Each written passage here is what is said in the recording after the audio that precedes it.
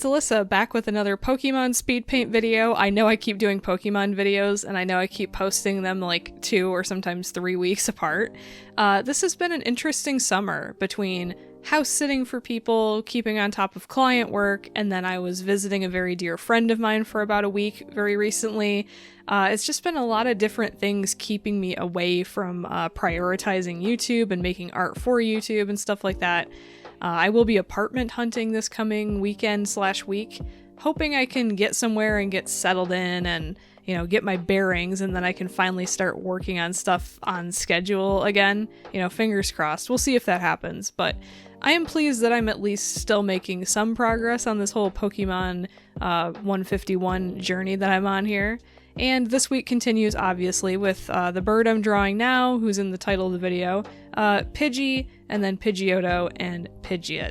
Though I do have to say, first of all, I don't know if I'm saying Pidgeot correctly. Correct me if I'm wrong. It sounds right? Pidgeot?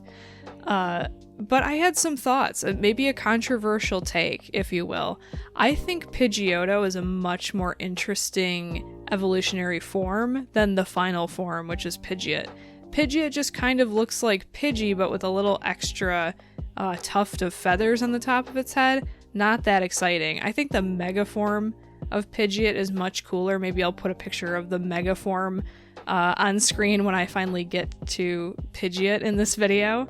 But I was thinking, and didn't they do this with Pikachu, where later they made like a pre-evolutionary form of Pikachu called Pichu, right? See, I'm an old person, and I only really know the original 151, and then I know some of the other ones from some of the other titles I've played, like X and Y. I know some of those guys, and Sword and Shield, I know some of the new ones, but I'm pretty sure they haven't made a like baby Pidgey yet. But, you know, just in case they haven't, I think like if I could redo Pidgey, I would do Pidgey as like a little baby, because currently Pidgey isn't really a baby, he's just kind of a small bird. And then the intermediate evolutionary form would be Pidgey, and then the final form would be Pidgeotto. That's how I would redo it. If it were me redesigning the original Pokemon, that's how I think I would have done it. Because I was looking at Pidgey and thinking, like, Pidgey is adorable, he's a small, cute little bird, but he's not a baby, and you see that not every single first evolutionary phase of a Pokemon is necessarily a baby. But especially in this first 151 Pokemon, that's often the case, is that the first form is the little baby. And I think it would be cute if the first form of the Pidgey evolutionary line was a little tiny baby bird. Something more Squirtle-like, with big eyes and tiny little beak, stuff like that. Though I will say Pidgey is a very cute Pokemon in his own right. So I guess it works out, but I'm just a little underwhelmed with how little difference there is between Pidgeotto and Pidgeot, or even Pidgey and Pidgeot. Like, not that exciting of a final evolutionary form. I think Pidgeotto is much, much cooler looking. But regardless of that little tangent, which we'll touch back on when we get to Pidgeot in this video, I think this Pidgey turned out pretty cute. I tried something a little different with the style of the eye that I think works okay for Pidgey. Overall, came out pretty cute.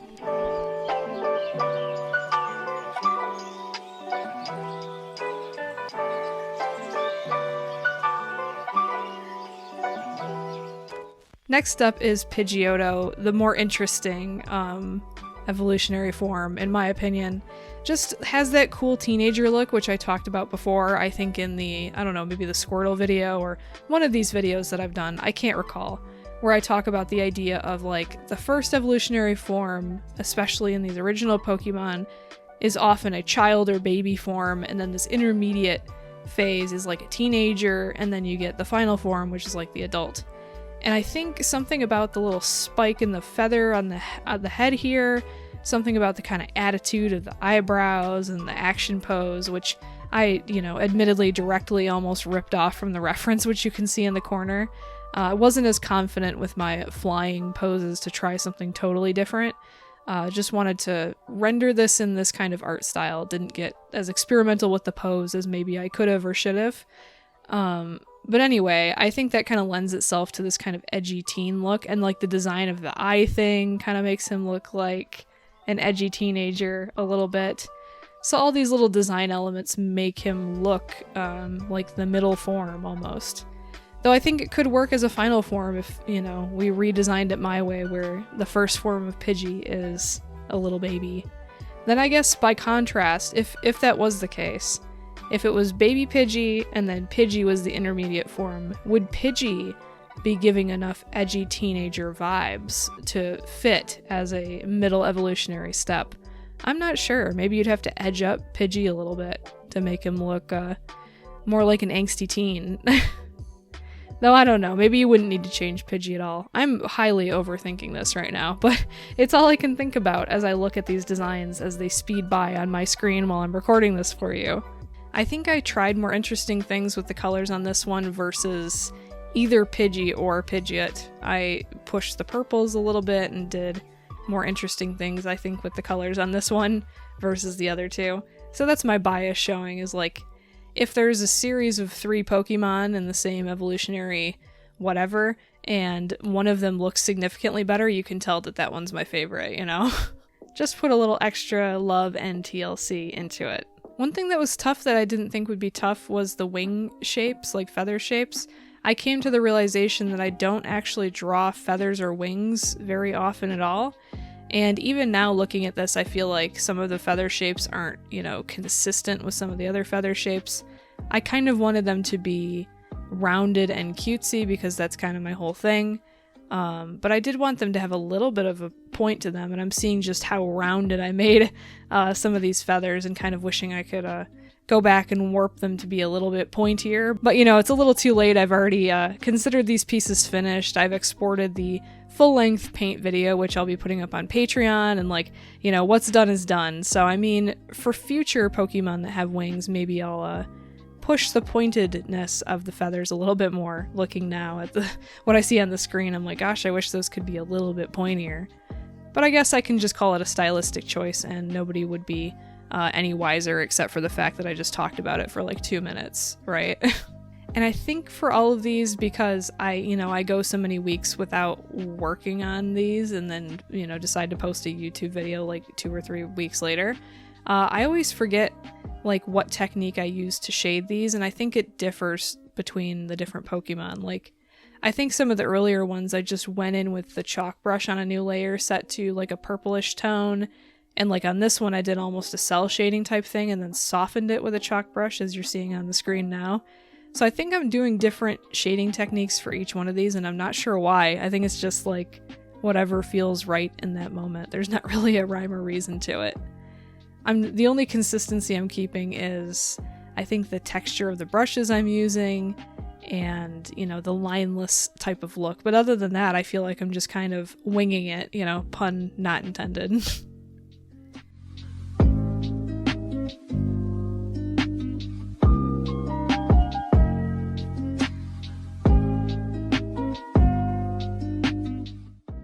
And last, but, well, maybe least, Pidgeot. Again, to me, this just looks like a Pidgey with, like, long hair. Not the most interesting adult evolutionary stage to me. I don't know, there's just not enough differences between this design and the other two, in my opinion. I'll put up the Mega Evolution design on the screen just for comparison's sake. I think this one should have been just like what Pidgeot looked like in the first place, because it adds some new design elements, some new colors, and a little more visual interest. It doesn't just look like Pidgey with long hair or whatever, or just like a, I don't know, a slightly more adult version of Pidgeotto. Like, it's just not different enough. I don't know. Maybe I'm being a little harsh on poor Pidgeot here, and maybe there's more interesting reference images that I could have looked at that would have made the differences more clear or something. But at least the reference I was using, not the most exciting angle, and I kind of just went with that when sketching Pidgeot. I don't have a lot of practice drawing birds. I'm really thinking about that as I watch this video back. Maybe I need to make a whole sketchbook page of just studying birds and feathers and different bird poses, because that's not something I encounter a whole lot. Even with client work, usually people want me to draw dogs or cats or even stuff like horses, rabbits. Lots of mammals. Not a lot of people ask me to draw birds, and so I never take time out of my day to go out of my way to draw birds, but you know, maybe I should. I'll learn a thing or two, especially with feathers. That would be fun to actually get really confident at drawing interesting feather shapes that are still like stylized, but more confidently so. I don't know. If you guys are artists, let me know what animals you're most confident and least confident in drawing. For me, most confident, probably cats. I draw, you know, cats and dogs fairly regularly for clients, as well as for just sketching for fun. Often I would draw just like little kitty cats or kittens and stuff like that. Also anything kind of pudgy and chubby, like, I don't know, hamsters, guinea pigs, anything soft and squishy like that. Very, very confident at drawing those little guys. But stuff like birds and I guess reptiles, I'm not so confident in. I don't really, like I said, I don't go out of my way to draw them, and I don't often get commissioned or hired to draw those kinds of animals. So now that I'm thinking about it, when's the last time I had to draw a bird for a client? Oh, I had to create like some cranes, but they were highly like minimalistic, stylized, kind of graphic designy cranes. So they were almost like symbolic shapes more than they were like, you know, anatomically correct birds. So I didn't have to study birds to design those either.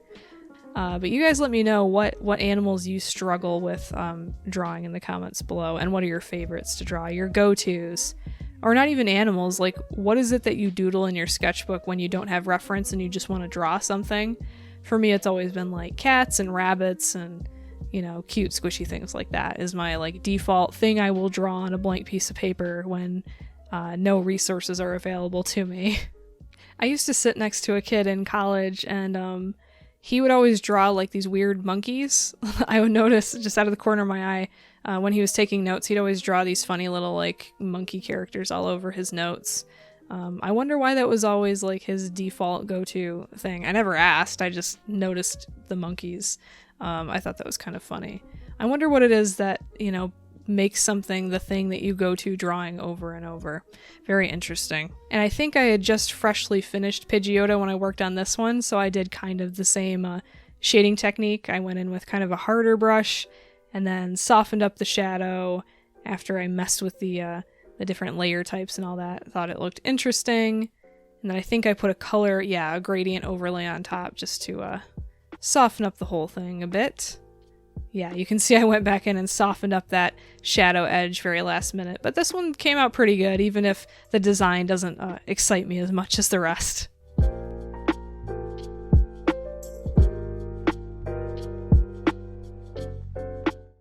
Thank you all so much for watching, and thank you to the 3 patrons I still have left.